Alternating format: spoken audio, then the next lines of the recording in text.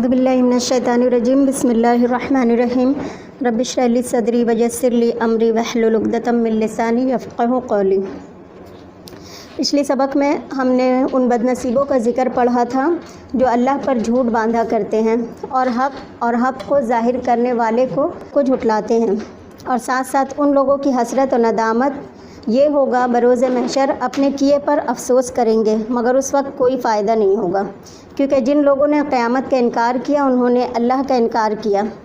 سوال پیدا ہوتا ہے کہ ان لوگوں نے ایسا کیوں کیا؟ تو جواب یہ ہے کہ ان لوگوں پر دنیاوی زندگی اور عیش و عشرت غالب تھی۔ تو جس طرح ان اہل کتاب کا اس بات پر اعتراض تھا کہ نبی جو ہے ہمارے قوم میں سے کیوں نہیں آئے، اسی طرح تو ان کے ایمان لانے میں یہی چیز رکاوٹ تھی کہ نبی جو ہے ہمارے قوم میں کیوں نہیں آئے۔ اسی طرح ان کے دلوں میں بسی دنیا کی محبت اور دنیاوی عیش و عشرت بھی ایمان قبول کرنے سے رکاوٹ تھی۔ آیت نمبر 33، قد نعلم انہ لیحزنک الذی یقولون فانہم لا یکذبونک ولکن الظالمین بآیات اللہ یجحدون۔ بے شک ہم جانتے ہیں آپ کو وہ بات ضرور رنجیدہ کرتی ہے جو وہ کہتے ہیں، سو وہ یقیناً آپ کو نہیں جھٹلاتے بلکہ ظالم لوگ اللہ کی آیتوں کا انکار کرتے ہیں۔ قد نعلم، تحقیق ہم جانتے ہیں، انہ لیحزنک، بے شک وہ البتہ غمگین کرتا ہے تجھ کو۔ یہاں پہ حزن خوشی کا اپوزٹ ہے، یعنی اس آیت میں آپ صلی اللہ علیہ وسلم کو تسلی دی جا رہی ہے کہ آپ غمگین ہوتے ہیں الذی، اس چیز سے، یقولون، جو وہ کہتے ہیں۔ کون کہتے ہیں؟ آپ کے دشمن، یعنی آپ کے خلاف جو باتیں کرتے ہیں وہ آپ کو دکھ دیتی ہے، آپ کو غمگین کرتی ہے۔ اس سے یہ ثابت ہوتا ہے کہ جب انسان اللہ کی راہ میں دعوت دیتا ہے اور لوگ جب اس کی بات نہیں مانتے ہیں اور اس کا مذاق اڑاتے ہیں تو لازماً انسانوں کو دکھ ہوتا ہے۔ جیسے نبی صلی اللہ علیہ وسلم کا مذاق اڑایا، اور پھر آپ صلی اللہ علیہ وسلم کو دکھ صرف اس لیے نہیں تھا کہ وہ آپ کو ساحر کاہن کہہ رہے تھے، وہ غم اس لیے تھا کہ یہ مانتے کیوں نہیں، یعنی توحید آخرت پر ایمان کیوں نہیں لاتے۔ تو اس سے آپ صلی اللہ علیہ وسلم غمگین ہوتے ہیں۔ فَإِنَّهُمْ لَا يُكَذِّبُونَكَ، بس بے شک وہ آپ کو نہیں جھٹلا رہے ہیں، وَلَكِنَّ الظَّالِمِينَ، لیکن ظالم لوگ یعنی یہ کافر لوگ بِآیاتِ اللہ یجحدون، اللہ کی آیات کا انکار کر رہے ہیں۔ آپ کو نہیں جھٹلا رہے ہیں کیونکہ آپ کو وہ کیا کہتے تھے؟ صادق اور امین۔ رسول اللہ صلی اللہ علیہ وسلم کو انہوں نے کیا ٹائٹل دیا ہوا تھا؟ امین اور صادق دیا ہوا تھا۔ تو آپ صلی اللہ علیہ وسلم ایک سچے اور امانت دار انسان ہیں، لیکن یہ جو بات آپ کہتے ہیں، ان کا کہنا تھا کہ آپ تو سچے اور امانت دار ہیں لیکن آپ جو بات کہتے ہیں وہ ہمیں ہضم نہیں ہوتی، یعنی آپ کا پیغام ہم نہیں مانتے ہیں۔ تو اللہ کے رسول صلی اللہ علیہ وسلم جو باتیں کہتے تھے ان کو کہنے کے لیے کس نے کہا تھا؟ اللہ تعالیٰ نے۔ تو وہ پھر آپ صلی اللہ علیہ وسلم کی ذات کا انکار نہیں کر رہے تھے بلکہ آپ کے پیغام کا انکار کر رہے تھے، رسالت کا انکار کر رہے تھے۔ تو آپ کو تسلی دی جا رہی ہے کہ یہ آپ کا انکار نہیں کر رہے ہیں، یہ تو اللہ کی باتوں کا انکار کر رہے ہیں۔ یہاں پہ یجحدون ہے، یجحدون کا روٹ ورڈ کیا ہوگا؟ جیم ہا دال، یہ جہد سے ہے یعنی انکار کرنا۔ اب کفر کا معنی بھی انکار کرنا اور جہد کا معنی بھی انکار کرنا۔ تو یہ کون سا انکار ہے اور کیسا انکار ہے؟ اس چیز کا انکار جس پر دل اقرار کرتا ہو، یعنی دل مانتا ہو لیکن ضد میں آ کر جہد کیا ہے، اس چیز کا انکار، دل جس کی سچائی کا قائل ہو اس کو نہ ماننا جہد کہلاتا ہے۔ یہی مضمون سورہ مائدہ میں اس آیت میں بہترین تسلی ہے ان لوگوں کے لیے جو لوگوں کو اچھی بات بتاتے ہیں اور جواب میں لوگ نہ مانیں اور مذاق اڑائیں۔ ایسے میں پھر انسان کو غم نہیں کرنا چاہیے۔ کیوں؟ کیونکہ انسان کو یہ سوچنا چاہیے کہ میں اپنی طرف سے تو بات نہیں کر رہی ہوں، یعنی اگر میں دین کا دعوت دے رہی ہوں یا لوگوں کو حق کی طرف بلا رہی ہوں تو یہ کس کے کہنے پر میں بلا رہی ہوں؟ یہ اللہ تعالیٰ کا حکم ہے، اللہ کا فرض ہے کہ ہم امر بالمعروف اور نہی عن المنکر کریں۔ تو یہ اگر ہم سوچ لیں گے تو یہ ایک پازیٹیو سوچ ہوگی، تو اس سے آپ کو تکلیف نہیں ہوگی۔ آج بھی جو بھی شخص کسی کو اللہ کی طرف بلائے گا تو ویسی ہی مخالفت ہوگی جیسے رسول اللہ صلی اللہ علیہ وسلم کے خلاف ہوتی تھی۔ تو ان مخالفتوں پر ہمیں دل چھوٹا نہیں کرنا چاہیے اور کام نہیں چھوڑ دینا چاہیے، بلکہ اپنی ذمہ داری پوری کرنی چاہیے اور یہ سوچنا چاہیے کہ ہدایت دینا تو اللہ کے ہاتھ میں ہے، ہمارا کام صرف بتانا ہے۔ آیت نمبر 34 وَلَقَدْ كُذِّبَتْ رُسُلٌ مِّن قَبْلِكَ فَصَبَرُوا عَلَىٰ مَا كُذِّبُوا وَأُوذُوا حَتَّىٰ أَتَاهُمْ نَصْرُنَا وَلَا مُبَدِّلَ لِكَلِمَاتِ اللَّهِ وَلَقَدْ جَاءَكَ مِن نَّبَإِ الْمُرْسَلِينَ، اور البتہ رسول جھٹلائے گئے آپ صلی اللہ علیہ وسلم سے پہلے، بس انہوں نے صبر کیا اس پر جو وہ جھٹلائے گئے اور ستائے گئے، یہاں تک کہ ان پر ہماری مدد آ گئی، اور کوئی بدلنے والا نہیں اللہ کی باتوں کو، اور البتہ آپ کے پاس رسولوں کی کچھ خبریں پہنچ چکی ہیں۔ وَلَقَدْ كُذِّبَتْ رُسُلٌ، مزید تسلی، یہاں پہ 3 تاکیدیں ہیں، دیکھیے واو، لام اور قد۔ واو قسمیہ ہے، لام تاکید کا لام ہے، اور قد تحقیق کا۔ وَلَقَدْ یعنی بالکل یقیناً، یقینی بات ہے، کیا؟ کذبت، جھٹلائے گئے، رسول کئی رسول جھٹلائے گئے، من قبلک آپ سے پہلے، یعنی آپ صلی اللہ علیہ وسلم سے پہلے، نبی سے پہلے آپ کو پچھلے پیغمبروں کے حالات سنا کر تسلی دی جا رہی ہے کہ آپ سے پہلے بہت سے رسولوں کو اسی طرح جھٹلایا گیا۔ فصبروا، تو انہوں نے کیا کیا؟ صبر کیا۔ کس پر صبر کیا؟ علی ما کذبوا، اپنے جھٹلائے جانے پر وہ صبر کرتے رہے۔ وَأُوذُوا، اور وہ دکھ دیے گئے، ستائے گئے، باتوں سے بھی اور ہاتھوں سے بھی۔ حتیٰ، یہاں تک کہ أَتَاهُمْ نَصْرُنَا، آ گئی ان کے پاس ہماری مدد، یعنی ایک خاص وقت تک امتحان ہوا، پھر اللہ تعالیٰ کی مدد آ گئی، پیغمبر بچا لیے گئے اور قوم تباہ کر دیے گئے۔ جتنی بھی قوموں کے قصے قرآن پاک میں نظر آتے ہیں ان سب کا انجام یہی نظر آتا ہے۔ وَلَا مُبَدِّلَ لِكَلِمَاتِ اللَّهِ، اور اللہ کے کلمات کو کوئی نہیں بدل سکتا۔ اللہ نے جو وعدہ کر رکھا ہے اس وعدے کو بھی وہ پورا کرے گا، وہ کہنے کے بعد اس کو بدلتا نہیں ہے، یعنی جب اللہ کی کسی کی مدد کا فیصلہ کر لے تو کوئی اس فیصلے کو بدل نہیں سکتا، اور یہ اللہ کا وعدہ ہے۔ تو اگر وقتی طور پر اگر اہل ایمان کو دنیا میں کوئی نقصان ہو رہا ہے یا مدد آتی محسوس نہیں ہو رہی ہے تو وہ دل چھوٹا نہ کرے، مدد ضرور آئے گی۔ اس آیت میں ہمارے لیے یہ سبق ہے کہ جو بھی اسلام کی دعوت دے رہا ہے ان کو سامنے والے کی طرف سے تکلیف ضرور دی جائے گی، نہیں تو کم سے کم بے عزتی ہی کر ڈالیں گے لوگ یا جھوٹا قرار دے دیں گے۔ تو ان سب تکالیف سے غمزدہ ہونے کی ضرورت نہیں بلکہ صبر سے کام لینا چاہیے، کیونکہ اللہ کی سنت یہی ہے کہ جب کوئی دعوت کو لے کر اٹھے تو اہل باطل کی طرف سے اس کی مخالفت کی جائے گی۔ اللہ تعالیٰ کی یہ سنت نہ صرف عام لوگوں کے لیے ہے بلکہ اپنے برگزیدہ پیغمبروں، رسولوں، نبیوں کے لیے بھی یہی سنت ہے کہ ان کی بھی بات کو ٹھکرائی جاتی ہے۔ وَلَقَدْ جَاءَكَ مِن نَّبَإِ الْمُرْسَلِينَ، اور البتہ تحقیق آ چکی تیرے پاس خبریں رسولوں کی، یعنی پچھلے رسولوں کی خبریں آپ کو سنائی جا چکی۔ وہ خبریں کیا تھی؟ آیت نمبر 35 وَإِن كَانَ كَبُرَ عَلَيْكَ إِعْرَاضُهُمْ فَإِنِ اسْتَطَعْتَ أَن تَبْتَغِيَ نَفَقًا فِي الْأَرْضِ أَوْ سُلَّمًا فِي السَّمَاءِ فَتَأْتِيَهُم بِآيَةٍ وَلَوْ شَاءَ اللَّهُ لَجَمَعَهُمْ عَلَى الْهُدَى فَلَا تَكُونَنَّ مِنَ الْجَاهِلِينَ، اور اگر آپ پر گرا ہے ان کا منہ پھیرنا تو اگر تم سے ہو سکے تو زمین میں کوئی سرنگ یا آسمان میں کوئی سیڑھی ڈھونڈ نکالو، پھر تم ان کے پاس کوئی نشانی لے آؤ، اور اگر اللہ چاہتا تو انہیں ہدایت پر جمع کر دیتا، سو آپ بے خبروں میں سے نہ ہوں۔ وَإِن كَانَ كَبُرَ عَلَيْكَ إِعْرَاضُهُمْ، اور اگر تجھ پر گرا ان کی بے رخی ہے، کن کی؟ قوم کی، کیونکہ آپ کے دل میں حزن تھا، رسول اللہ صلی اللہ علیہ وسلم کے دل میں غم تھا ان کی بے رخی کی وجہ سے، ٹھیک ہے؟ تو فرمایا اللہ تعالیٰ نے کہ اگر ان کی بے رخی تم پر بہت بھاری گزرتی ہے تو پھر کیا حل ہے؟ فَإِنِ اسْتَطَعْتَ، پھر اگر تم استطاعت رکھتے ہو، ان تبتغی، کہ تم تلاش کرو، نفقاً، ایک سرنگ کہاں ہوتی ہے؟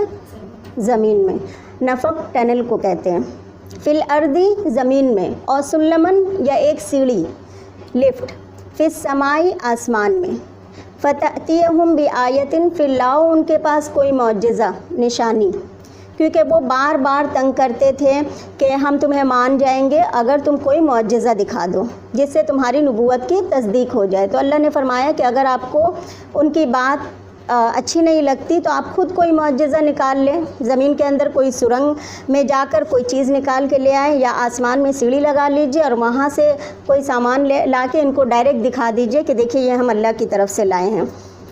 तो अगर आप ऐसा कर सकते हैं तो ऐसा कर लीजिए। तो अल्लाह ने कहा कि ऐसे तो हो नहीं सकता कि ना आप ज़मीन में सुरंग बना सकते हैं ना आसमान में सीढ़ी लगा सकते हैं, तो फिर क्या करने की ज़रूरत है? सब्र। मुराद यही है, और ये सिर्फ़ आप सल्लल्लाहु अलैहि वसल्लम के लिए नहीं है, हम सब के लिए भी इसमें कितना बड़ा सबक है कि जब भी किसी मामले में ताख़ीर हो तो क्या ज़रूरी होता है? सब्र। अब अगर कोई कहे कि मैं सब्र नहीं कर सकती, बस मैं दीन सीखना भी चाहती हूँ लेकिन मुझे शॉर्टकट चाहिए, तो आप क्या कहेंगी कि दीन तो शॉर्टकट में नहीं हो सकता है। तो आप एक काम कीजिए, आप जैसे सीख सकती हैं सीख ले, वरना दीन सीखने के लिए अच्छा खासा वक्त लगाना पड़ेगा। वलो शाअ अल्लाहु, और अगर चाहता अल्लाह, लजमअहुम अलल हुदा, अलबत्ता जमा कर देते उन सबों को हिदायत पर। अल्लाह चाहता उन सबों के दिलों को फेर कर उनको हिदायत पर जमा देता। फला तकुनन्ना मिनल जाहिलीन, तो आप हरगिज़ ना हो नादानों में से। यहाँ पे देखिए जाहिलीन जो है जहल से है। जहल दो तरह का होता है, एक होती है जहल सफ़ाहत यानी हमाकत वाली जहल, जो बेवकूफ़ लोग जो जहालत की बातें करते हैं, और एक होती है इल्म के ना होने की वजह से। तो वो लोग जो थे कैसे जाहिल थे? इल्म ना होने की वजह से जाहिल थे, जो अल्लाह के तरीक़ों को नहीं जानते, इल्म नहीं रखते थे। तो आप उनमें शामिल ना होना। आप सल्लल्लाहु अलैहि वसल्लम से कहा जा रहा है कि आप ऐसे लोगों में शामिल नहीं होंगे। उन लोगों में, किन लोगों में? जो जहालत में हैं। किस वजह से? लाइल्मी की वजह से। अल्लाह के सुन्नत से लाइल्मी बरत रहे हैं। अल्लाह की सुन्नत या फितरत क्या है कि हर काम के लिए सब्र और इंतज़ार चाहिए, कोई इस तरीक़े को बदल नहीं सकता। तो ये जो कहा गया कि ज़मीन में सुरंग या आसमान में सीढ़ी, मुराद ये है कि आप हर तरीक़ा आज़मा के देख लीजिए। यानी सुरंग भी अगर आप बना ले या ज़मीनी आप जो भी कार्रवाई कर ले, आप कामयाबी नहीं हासिल कर सकते। ये अल्लाह की सुन्नत है जिस पर अमल करना ज़रूरी है। अल्लाह की सुन्नत क्या है कि इंसान दिल बड़ा करके काम को जारी रखे।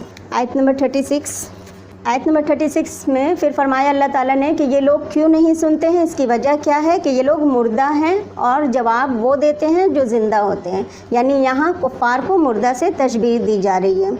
इन्नमा यस्तजीबुल लज़ीना यस्मऊना वल मौत यबअथुहुमुल्लाहु सुम्मा इलैहि युरजऊन। मानते सिर्फ वो हैं जो सुनते हैं, और मुर्दों को अल्लाह उठाएगा, दोबारा ज़िंदा करेगा, फिर वो उसी की तरफ लौटाए जाएंगे। इन्नमा यस्तजीबुल लज़ीना, बेशक जवाब देते हैं वो लोग, और यहाँ इन्नमा जो है हसर के लिए, यानी नहीं जवाब देते मगर वो लोग।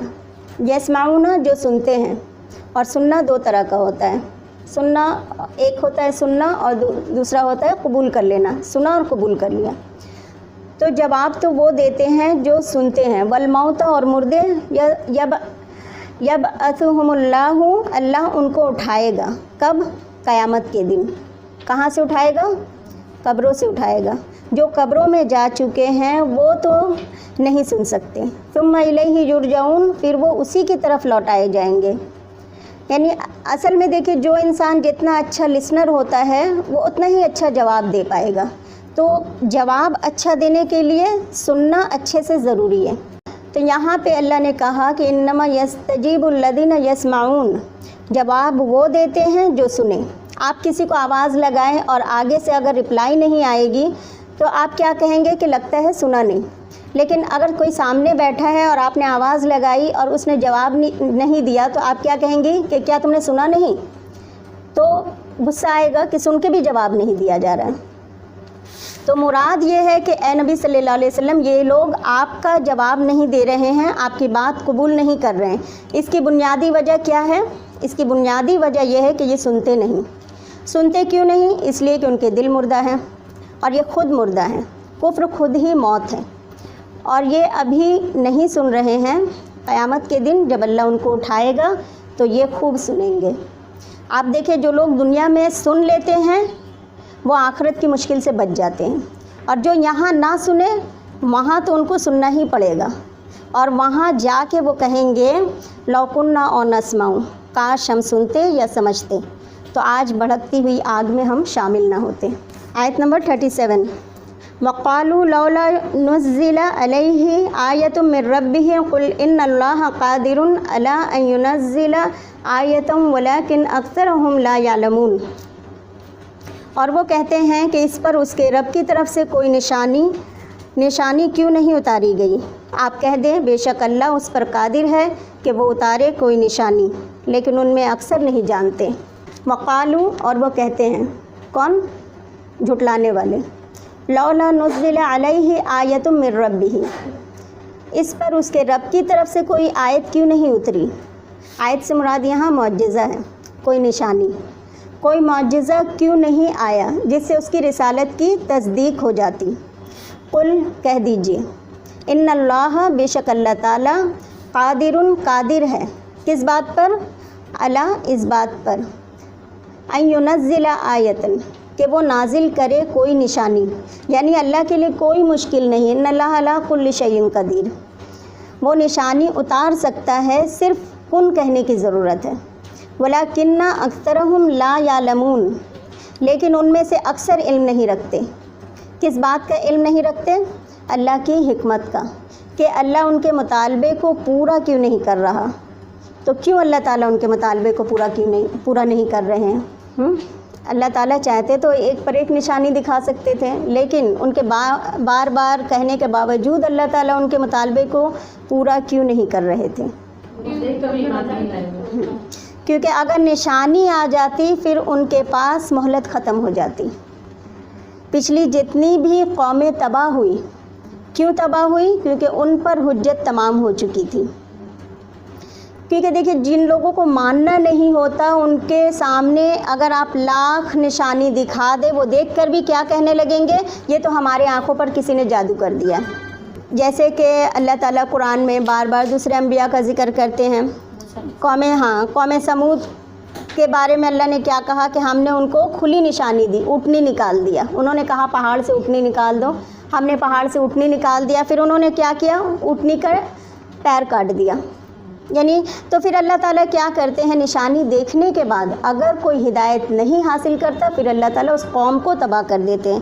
تو یہ بہت بڑی رحمت تھی قریش پر اللہ تعالیٰ کی کہ اللہ تعالیٰ نشانی نہیں نازل کر رہے تھے، ورنہ پھر پوری قوم کو تباہ کرنا پڑتا۔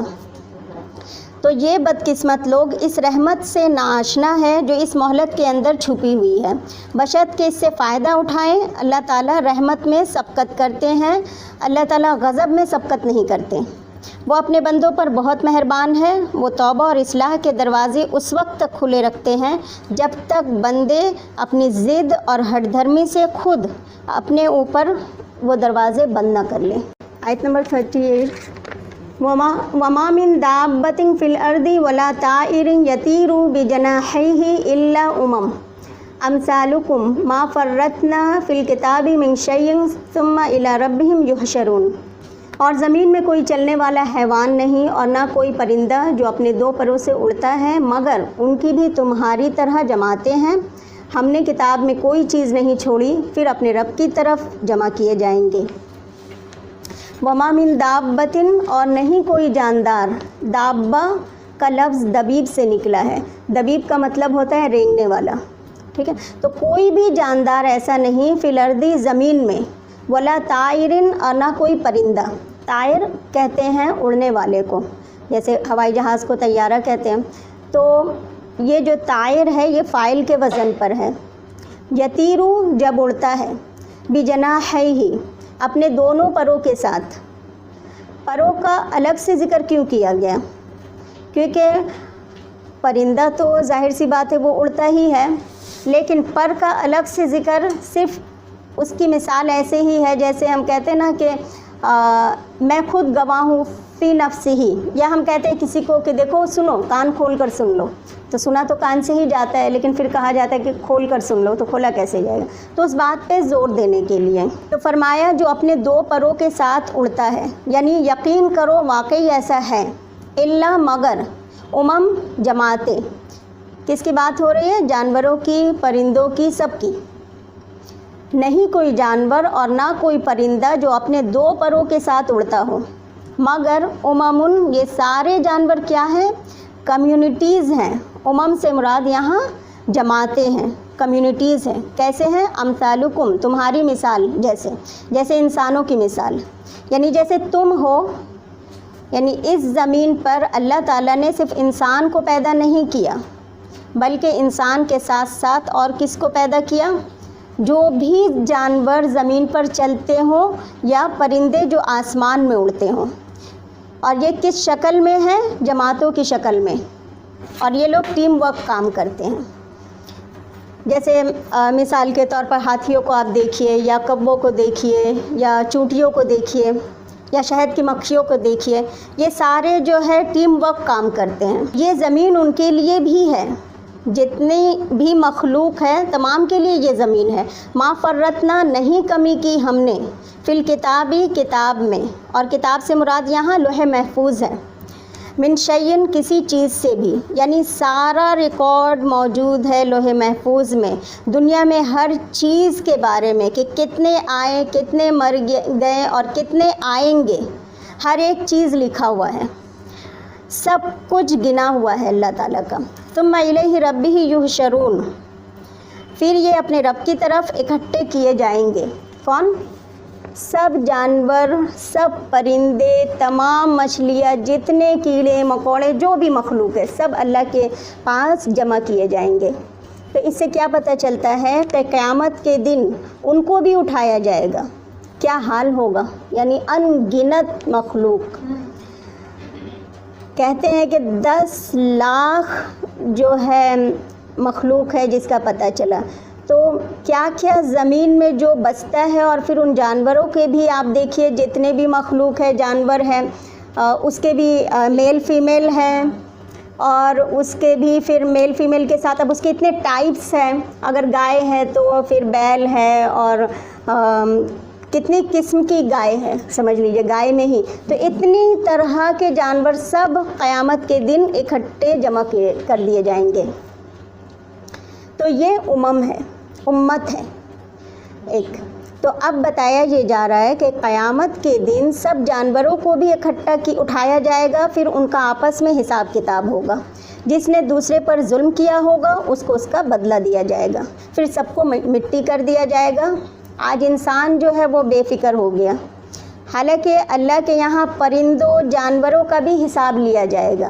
حدیث میں آتا ہے کہ قیامت کے روز تمام جانور اور پرندے بھی دوبارہ زندہ کیے جائیں گے، اور اللہ تعالیٰ کا حساب اس حد تک ہوگا کہ ایک سینگ والی بکری نے اگر بے سینگ والی بکری کے ساتھ کچھ ظلم کیا تھا دنیا میں، پھر اللہ تعالیٰ اس کا انتقام لے لیں گے، اور اس کے بعد کہیں گے کہ جاؤ تم سب مٹی ہو جاؤ۔ اس وقت سب مٹی کا ڈھیر ہو جائے گا، جتنا بھی مخلوق ہے جو انسانوں کے فائدے کے لیے اللہ نے پیدا کیا۔ اس وقت کافر کیا کہے گا؟ یا لیتنی کنت ترابا، کاش میں بھی مٹی ہو جاتا۔ اس سے اندازہ لگائیے کہ جانوروں میں شعور کتنا ہے، اس کے باوجود ان کا حساب ہوگا۔ تو جو لوگ انسانوں پر ظلم کرتے ہیں، ان کا حق نہیں دیتے، تو وہ کہاں سے چھوٹ جائیں گے؟ اصل میں آج یقین کی کمی ہے۔ بچپن سے ہمارے اندر یہ عقیدہ ڈالا جاتا ہے کہ تمہیں گھبرانے کی ضرورت نہیں ہے، ہم تو اس نبی کی امت ہے جو ہمیں بخشا لیں گے۔ بس یہ عقیدے کے تحت ہم بے فکر ہو جاتے ہیں کہ ہمارا کچھ نہیں ہو سکتا، ہم تو بخشائے ہیں، یعنی ہم امت محمدیہ ہیں، اور نبی کے علاوہ بھی اور بھی بہت سارے لوگ ہیں جو بخشوا دیں گے۔ تو انسان کیا ہوتا ہے کہ خوف سے آزاد ہو جاتا ہے۔ سوچئے اپنا محاسبہ اسی وجہ سے انسان نہیں کرتا ہے، کیونکہ جب انسان خوف سے آزاد ہو جائے گا تو محاسبہ نہیں کرے گا۔ تو آج اگر آپ موت کی، قبر کی کسی بات کو بھی، جیسے آج اس کلاس میں ہم لوگ اوپنلی بات کر رہے ہیں موت کی یا قبر کی، آخرت کی، لیکن عام مجلسوں میں آپ بیٹھیے اور اس طرح کی باتیں کیجئے تو لوگ کیا کہیں گے کہ کیا منحوس بات آپ شروع کر دیتی ہیں، قبر کی، مرنے مارنے کی بات چھوڑیے یہ سب. تو یہ ساری باتیں جو ہے کرنی چاہیے، موت کو یاد کرنا چاہیے، تبھی تو اپنا حال درست کر سکیں گے. آخرت کی تیاری کیسے کریں گے؟ جب موت کو یاد کریں گے تب ہم تیاری کریں گے. آیت نمبر 39. والذین کذبوا بآیاتنا صم وبکم فی الظلمات من یشاء اللہ یضللہ ومن یشاء یجعلہ علی صراط مستقیم. اور جن لوگوں نے ہماری آیتوں کو جھٹلایا وہ بہرے اور گونگے ہیں، اندھیروں میں ہیں، جس کو اللہ چاہے گمراہ کر دے اور جس کو چاہے سیدھے راستے پر چلا دے. والذین کذبوا بآیاتنا، اور وہ لوگ جو ہماری آیات کو جھٹلاتے ہیں. سمن و بکمن، وہ اصل میں کون ہے؟ اصل میں بہرے ہیں اور گونگے ہیں. بہرے کیوں ہیں؟ کیونکہ حق نہیں سنتے. گونگے کیوں ہیں؟ کیونکہ حق نہیں بولتے ہیں. فی الظلمات، اندھیروں میں ہے. یہاں ظلمات سے مراد کیا ہے؟ جہالت، لا علمی، یا ایک خواب کی دنیا میں رہنا. من یشاء اللہ یضللہ، جسے اللہ چاہے بھٹکا دے. ومن یشاء یجعلہ علی صراط مستقیم، اور جسے چاہے اسے سیدھے راستے پر لے آئے. صراط مستقیم کون سا راستہ ہے؟ اسلام کا راستہ ہے. یعنی جو لوگ اپنی آنکھیں اور کان نہیں کھولتے، اللہ ان کے اندر زبردستی جو ہے اپنی ہدایت نہیں گھساتا. اللہ کی توفیق صرف ان کو سہارا دیتی ہے جو سیدھی راستے پر چلنے کا خود ارادہ کرتے ہیں.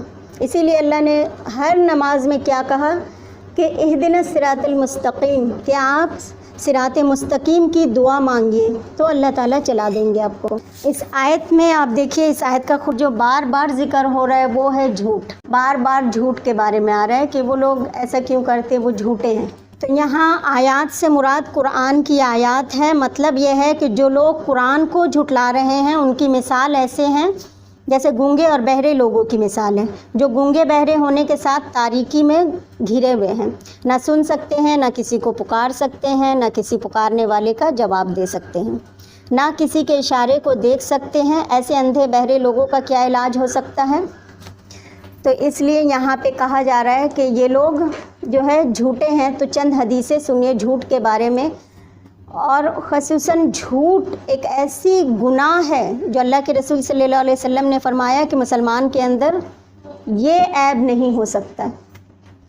تو جھوٹ سے بہت پرہیز کرنا چاہیے. آپ صلی اللہ علیہ وسلم نے فرمایا جس نے روزہ رکھ کر جھوٹ بولنا اور اس پر عمل کرنا نہیں چھوڑا، اللہ کو اس بات کی پرواہ نہیں کہ وہ بھوکا پیاسا رہے. آپ نے فرمایا جھوٹ سے بچو، کیونکہ جھوٹ فجور کا ساتھی ہے اور جھوٹ اور فجور دونوں جہنم میں جائیں گے. آپ صلی اللہ علیہ وسلم سے پوچھا گیا وہ کون سا عمل ہے جس سے آدمی دوزخ میں جائے گا؟ فرمایا وہ عمل جھوٹ ہے. اور شب معراج میں جب آپ صلی اللہ علیہ وسلم نے ایک شخص کو دیکھا، اس کی دونوں بانچیں چیری جا رہی تھی، پھر صحیح ہو جاتی تھی، پھر چیری جاتی، پھر صحیح ہو جاتی. اسی طرح یہ عمل اس کے ساتھ قیامت تک ہوتا رہے گا. آپ صلی اللہ علیہ وسلم نے جبرائیل علیہ السلام سے پوچھا کہ یہ کون ہے؟ فرمایا یہ جھوٹ بولنے والے ہیں.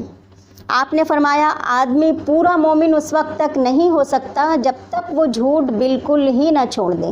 یعنی 100% جو ہے وہ جھوٹ جب تک نہ چھوڑ دے وہ مومن نہیں ہو سکتا.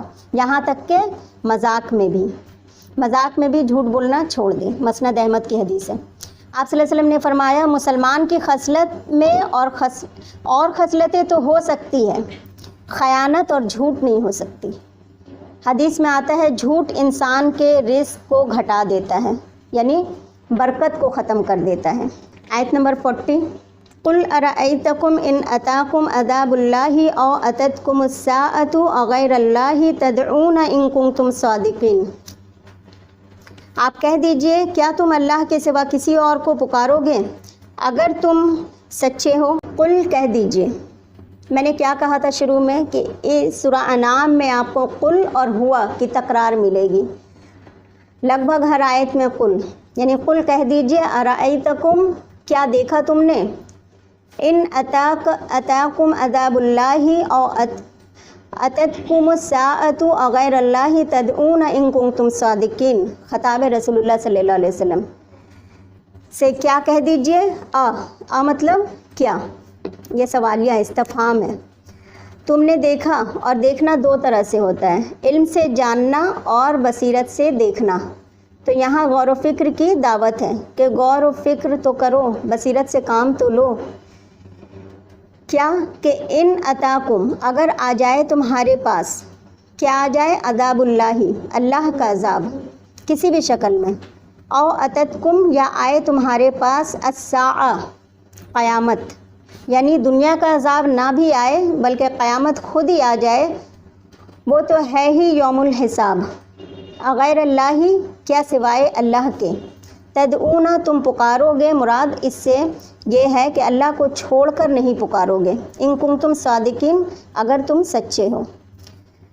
تو مراد اس سے یہ ہے کہ جو لوگ اللہ کے سوا دوسروں کو پکارتے ہیں، دوسروں سے مدد مانگتے ہیں، دوسروں کی عبادت کرتے ہیں، اپنی مصیبتوں اور آفتوں میں، جب بھی دنیا میں کوئی مصیبت، ایکسیڈنٹ یا کوئی بھی حادثہ ہو گیا، زلزلہ آ گیا، تو وہ کیا کرتے ہیں؟ کس کی طرف رجوع کرتے ہیں؟ ان کا حال بھی یہ ہے کہ جب کوئی بڑی مصیبت آتی ہے تو وہ پھر سب خداؤں کو بھول جاتے ہیں اور صرف ایک اللہ کو پکارنا شروع کر دیتے ہیں. اور اگر دنیا میں اس موقع پر بھی ان کی آنکھ نہ کھلے تو قیامت کے دن جب ہر چیز سامنے آ جائے گی تو پھر کوئی ایک شخص بھی ایسا نہیں بچے گا جو اللہ کے سوا کسی اور کو پکار رہا ہوگا، کیونکہ معبود تو ان کے ویسے ہی اس وقت وہ کیا کہیں گے؟ ہمارے معبود تو گم ہو گئے ہم سے. تو فرمایا کہ اگر تم اپنی دلیل میں سچے ہو تو تھوڑی دیر کے لیے ذرا غور تو کرو کہ اگر تم پر اللہ کا عذاب آ جائے، یعنی دنیا میں کوئی مصیبت آ جائے یا قیامت کی گھڑی آ جائے، تو کیا اس وقت بھی تم اپنے اس کام کو جو غلط کام کر رہے ہو جاری رکھو گے؟ نہیں، اس وقت تو صرف اور صرف تم اللہ کو ہی پکارو گے.